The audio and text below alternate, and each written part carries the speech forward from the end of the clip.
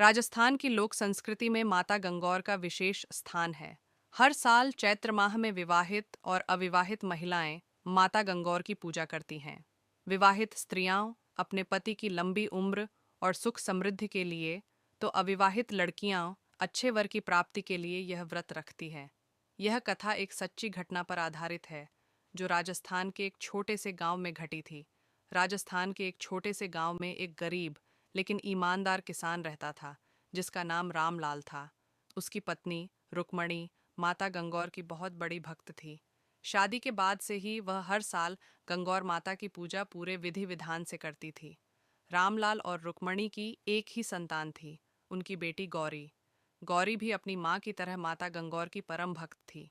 जब वह छोटी थी, तब से ही उसने अपनी माँ को गंगौर माता की मूर्ति बनाते और उनकी पूजा करते देखा था। हर साल जब चैत्र मास आता, तो वह अपनी सहेलियों के साथ मिट्टी की सुंदर सुंदर मूर्तियां बनाती और उन्हें रंग बिरंगे कपड़ों से सजाती। गौरी जब 16 वर्ष की हुई, तो उसने पहली बार पूरे 18 दिनों का गंगौर व्रत रखा। वह सूर्योदय से पहले उठती, स्नान करके गंगौर माता को फूल चढ़ाती और भक्ति भाव से भजन गाती। उसकी भक्ति इतनी गहरी थी कि गांव की अन्य स्त्रियां भी उसकी श्रद्धा को देखकर प्रेरित होती थीं। लेकिन उस वर्ष गांव में भयंकर अकाल पड़ा। कुएं सूख गए, खेतों में फसलें मुरझा गईं और कई परिवारों को गांव छोड़कर जाना पड़ा। रामलाल का परिवार भी इस विपत्ति से अछूता नहीं था। घर में खाने के भी लाले पड़ गए थे। रुक्मणी ने गौरी से कहा, बेटी, इस बार गंगौर का व्रत पूरा करना बहुत कठिन होगा।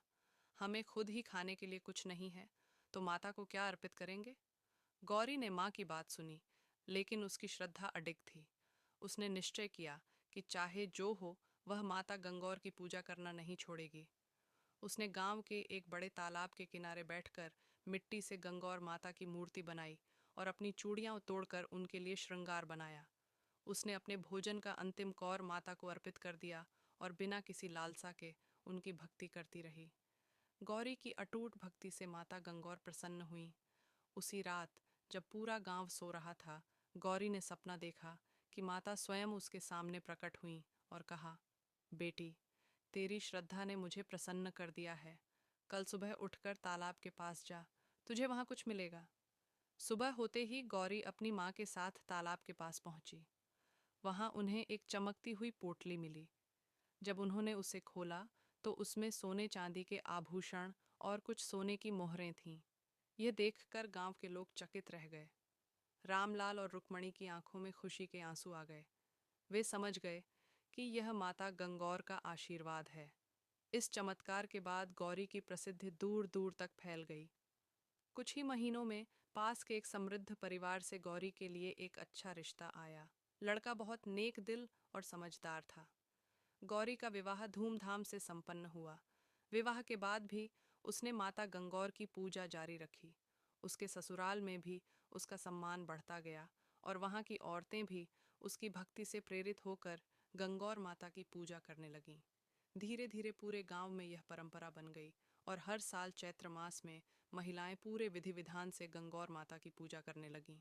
ये कथा हमें सिखाती है कि यदि हमारी भक्ति सच्ची और अटूट हो, तो कठिनाइयां भी हमारा कुछ नहीं बिगाड़ सकती।